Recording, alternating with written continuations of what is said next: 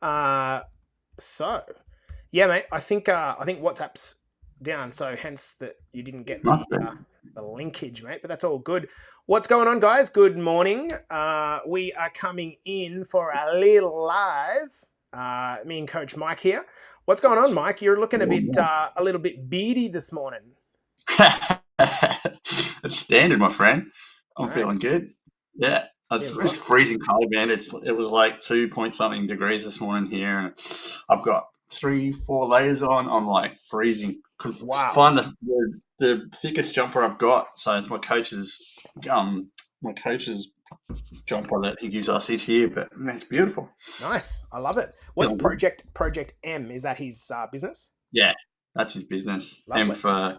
for Miller or his old coach, his name was Mark Scott, who became a paraplegic because he got hit by a car. So it's in homage to him as well.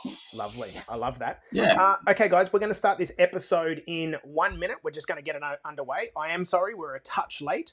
I'm going to share the reason why we're a touch late and in just a minute. So, Ash, good morning, girlfriend. I hope you're well. Cherie's in here as always. Hello, Cherie. Hello, JC boy. I love your involvement over the course of the last couple of months, particularly, mate. Or since the Rise episodes, actually. Hello, Nikki, friend. Nikki, sorry it took a while to get the team together for the marathon, but we are on. And hey, Mike. Yeah, thanks for the discount code there, man. Did you get yours? I already paid for it. Oh, mate, that's what you did wrong. I literally just found a discount code on some random Berlin website, and it brought it down to like 40%. So how good? I don't want to know what you were doing on a Berlin website. Dude. No, it was totally legit. No, All it makes right, a so lot of sense now. hello, Kenny. Hello, Carls. Good morning, Loz. Hello again, Jen. You know what, Jen? I'm super proud of you for showing up to this podcast, actually. We're going to get started in just a moment. So, Xanth, what's good? And Lisa's in here. So, thanks for coming in live, guys. Let's get this started. Hopefully, this is beneficial. Hello, Sean. How are you, mate? On the count of 5, 4, 3, 2, and 1. Welcome back to the Better Body Academy podcast. This is the podcast that you come when you're sick of the dumb diets and unsustainable workout programs. Now, in today's episode, I'm joined by my little friend, the George Clooney lookalike, Mr. Coach Mike Ilias. How are you, brother? You well? Oh, man, I was really good until you insulted me about my size, mate. Just remember, I'm nearly a foot taller than you, all right? Well, let's get that straight. Let's not talk too much about height around here. Inside this family, obviously, Claudia's family is Asian, so they're quite short. So I'm the tall guy that needs to fix the light bulbs and everything.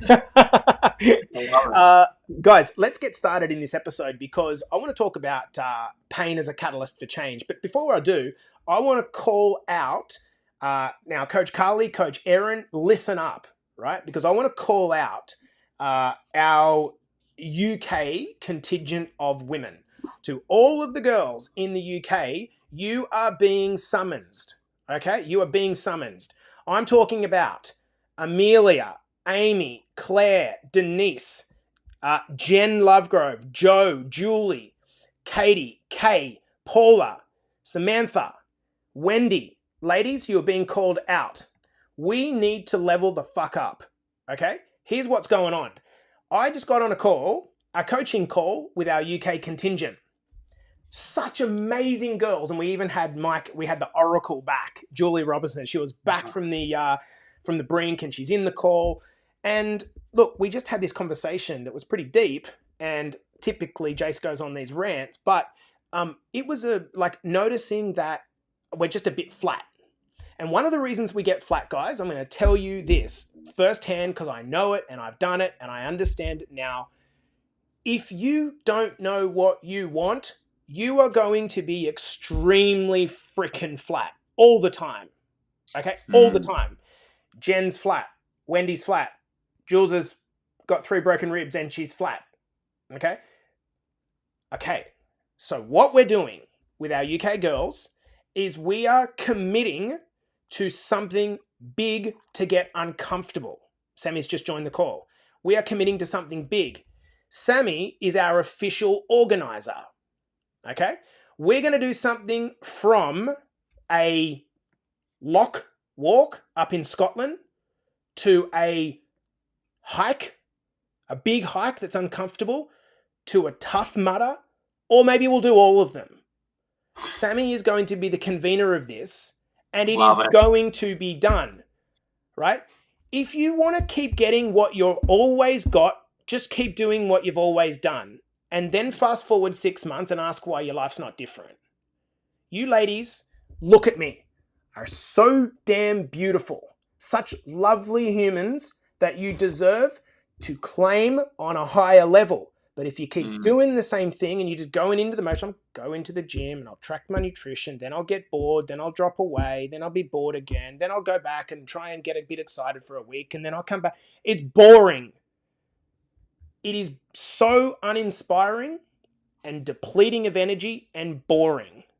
And the example that I used is that when I used to go for a run, I would go for a run, see how long I could kind of run for, and then go, this is boring, and stop, and hate running. The moment I had intention about what I'm trying to do, I'm now getting excited about running. I still hate it, but there's intention there. So we want some intention. Ladies, I'm going to come back on the call next week, and I expect a plan, right? No messing around anymore. If you want to play low, you will get low. It's time to stand up. And on that note, let's bring in Coach Mike. Today we're going to be talking about pain as a catalyst for action. Why do this episode? Mike, why are we doing this episode? Because everybody suffers some form of physical or mental pain in their life and does not use that to their advantage, is my take on it, right? Advantage. I absolutely love that. Yeah. If we change our relationship to pain and failure, it can be one of the greatest catalysts for growth. Here is why. When your life is threatened and you're facing massive adversity, massive pain, what do? You've got two options, really. You either roll over and just cop it and die, or you evolve. Think about when you go to the gym. The process of building muscle happens when you subject the muscle to a force that it can't currently lift. But you keep trying to lift it. Yeah. And as you try to lift it, you get stronger because you recruit more muscle fibers that enable you to overcome the force. We are the same as humans. When we are subject to enough pain over a period of time, we grow not muscle fibers, but nerve fibers. We rewire our brain, and then eventually what happens is we now have the hardwire to overcome our shit. This is the reason why we're doing this episode, because we need to change our relationship towards pain. Yeah, it's callousing the mind. We repeat our lifting pattern and our hands get calluses on it because we suffer through adversity to get to a physical state that we want to be at. So we callous our mind by doing those reps of going through pain and coming out the other side, going through failure and coming out the other side. Repeat, repeat, repeat. Everyone thinks that the pain that they feel is unique. Pain is a universal feeling to all. Like when you're in your shit, and this was something that came up on the call just now, when you're in your shit, right, you think you're the only person suffering that. And then you have a level of guilt and shame about the fact that you're failing and suffering and this sucks and what's wrong with me? Nothing's wrong with you. You're just in the mud at the moment. And most of us are in the mud for 95% of our life because we're ambitious. We want more than we've currently got. So we're always going to be in the mud. So if all the time we're in the mud, we experience that as this sucks, pain, hate it, we're not leveraging the pain in the right way. So let's move. Totally agree, dude. And there's a dash to that saying, no pain, no gain, right? It's a shit saying and everyone ridicules it. But think about it. If I didn't go through the pain and suffering of my adversities in my younger years and my mid-30s, I wouldn't be the person that I am today. I have gained that knowledge or that experience or the ability to be, where I currently am. So, yeah, that saying, as much as it is cliche, no pain, no gain, it's the truth. So let's inroad into giving two painful situations each. And we're not going to kind of like drag this on into a 17-hour podcast. Let's be No. sharp, bro. Let's talk about a moment of pain or a period of pain Yeah. you went through as either a kid or an adult that you've drawn a lesson out of or that's changed you. Yeah, I think the first one that comes to mind for me is my teenage years going through school, getting bullied every single day for like 6 years, I think it was. Being told hurtful things about yourself. Go That deep, dude. Talk to us about like when you say like you're bullied. What does that mean? What? What does it look like? It looks like a certain person picking on you for a certain thing because I was a vulnerable empath because I was very sensitive because I had a lot of girlfriends, like because I hung around with them because I found their emotional intelligence on the same level as mine. So I got ridiculed for that. I got ridiculed because I got a big ear and I've got bad teeth and like it was horrible. I had one person who just fucking ruined my every single day. I would turn up, be scared. I would go home, be scared. Yep. It was horrible. It was absolutely horrible. But it's like I'm thankful for it because I've learned a lot about myself. And to me, the biggest one is the power of vulnerability, and I stand by that to this day. I think it's as much as it was the thing that got me bullied. Like I believe that it was because I was a vulnerable person. I showed my emotion. I cried when I felt upset, and I was overjoyous when I was happy. But to me, I embrace that vulnerability to this day, rather than shutting down emotionally and bottling up my feelings. Now, like it's something that's like I'm shaking thinking about it. Mm. I have the ability now to say what I need to say and feel what I need to feel, and I think that shows my true authenticity of who I actually am as a person. Do your kids get bullied? In fact, My guys, kid, before Mike answering the question, if you do have yeah, kids and you have some experience either directly or through your kids, let me know in the comments. I'd really love to know like how common this is. Were you or your kids bullied, and to what kind of degree, Mike? yeah. So I've had instances with my eldest two so far that have been bullied. And they're both different kids, so they both handle the situation differently. But for me, um, the way I responded to it was actually really, I thought I would be an aggressor, but I was actually a very calm, concise empath who directly went to the teachers and the source and sorted the problem out efficiently, but also tried to teach my sons both a lesson uh, about it's not your fault. You've got to find out what is behind the bullying because 99% of the time that person has a problem at home or something going on in their life that they don't have the ability to talk about or to express in other ways, and the only way they can do it is target someone who's vulnerable, and that's you or that's them, that's the person. So yeah, it's tough, man. I hate bullying even to this day, like even name calling and stuff like that. It's not the nicest thing, but I still stand by being vulnerable, and I think it's taught me that vulnerability leads to deeper connections with yourself, but also the ones you love. Like I know I bring my kids up, and I talk to my wife about this all the time. We always have vulnerability at the forefront. We always show our emotion. We always talk about how we're feeling, and it's a powerful thing, dude. To especially have with your family, to have that deeper connection with your kids and let them say, Dad, I'm feeling this because of this. Well, that's awesome. Cool. You're allowed to feel like shit because of that, or you're allowed to feel overjoyed because of that. It's fucking amazing. Mm. I love that. Thank Yeah. you for sharing that, dude. Because No. it can be triggering for a lot of people. I would like to just go a little bit deeper on how I felt in one of my most painful moments. I always felt like this kind of relationship was simmering and waiting to happen with my ex-partner, and we knew each other for approximately 10 years. Everyone like saw her as just such a beautiful person. Everyone she come into contact with loved her. My family loved her. We knew each other for more than 10 years before we started dating for about 6 years, and then one day, out of the blue, and look, there were signs, but one day my best friend drove all the way to Sydney from the Central Coast, an hour-long drive, and she arrived and parked a car and got out of the car crying. And I was like, What's wrong? Expecting her to tell me something very major for her. Mm. And instead, she said, I'm sorry. And what are you sorry about? And I was in my work clothes and I'm like on the side of Surrey Hills, just like, well, what's the problem? Jace,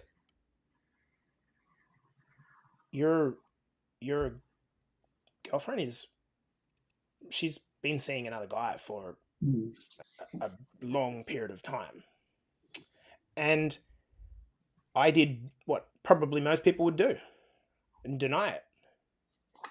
Right? There's no way that's true. There's no way that's true. She lives with me. Like, what are you talking about? Now, in hindsight, there's plenty of clues that had happened, or signals. But I put up with those things because of a level of sacrificing myself to attempt to make another person happy. Yeah. This was 2 years before she then came back down or made a call. I can't remember which one it was now. And basically said, listen, open your fucking eyes. It was a completely different conversation. To which then I confronted her. And not only was she doing what my friend said, she was also pregnant with the guy. Now, to a man that like always just wanted to be a dad, and I saw my brother having kids, about 17 of them, my sister starting to have kids, being surrounded by all my mates. This was the ultimate kick in the nuts. Fast forward a number of years now, and having kids and being able to reflect on this, the lesson that very painful moment taught me is that you get exactly what you are willing to tolerate. Yeah. Exactly. And if you think, or if you rather pretend to be ignorant to what is actually going on, those things are still going to be there when you open your eyes again. And so as much as it's very difficult to stare pain in the face, you must stare pain in the face. You must be willing to do the hard things, because if you're not, and those hard things are both physical and mental, conversations, dealing with pain, if you're not willing to do it, guess what will happen? You have said to yourself psychologically, I am willing to tolerate this level. And then you complain that you keep getting the same thing. It was only once I said, I no longer sacrifice myself for other people, that all of a sudden, and I'm not coming from I have no, hatred or any of that. None of that. What I know is that if I accept a level below what I want to have in my life, I will get whatever level I accept. Whatever level, it's not, that's what will happen. Yeah. So my plea to you is that in your fitness transformation, in your career, Mike, I might actually just, while I'm rolling with this, because the theme is largely the same for the second point, is I did the same thing of acceptance with a job that I believed that I was completely unsackable from. I was the national sales director. I had runs on the board in terms of year after year of performance. I was paid well. I was in control of 100 salespeople who produce the income in any business. And when things got tough, business is business. Business is not life. Business is business. People above you are transacting and they just see you. It's not, don't get emotional about it, right? You are numbers on a sheet.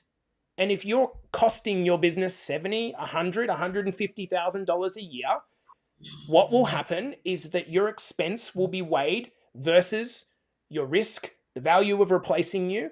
And so if you pull off your standards and you just invest everything into this thing that you think is keeping you secure, I just want you to know that security is a perception. The only way that you will ever develop any form of security is if you develop self-belief. Self-belief is the ability to be When you step out of whatever is comfortable and whatever you're competent at and go into the deep end, you might be scared, you might be worried, like I am doing a marathon, but you have a prevailing thought coming to the surface that uh, it doesn't matter what comes above me, I can do this. Yeah. So the lesson here is that security is a perception, and the moment you start living too comfortably, expect something to come up and bite you in the ass. Mike, we'll go back to you. I've done 2 and 3 to finish Yeah. off in terms of pain. Yeah, I think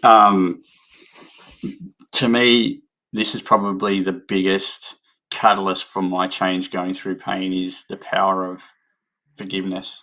Um, not just the person or the thing that happened. It's yourself, and that is the one thing that we don't do enough is forgive ourselves for putting ourselves in that position or thinking those things or doing that thing. Right? We make reactive decisions at times when we're not educated on things or we're emotionally challenged by something, and we go into a state of regret or remorse because we did that thing, but we did it for a reason. But I think if you don't have the ability to look deep inside and forgive yourself for what you went through at a time where you were in survival mode, like most of us get to.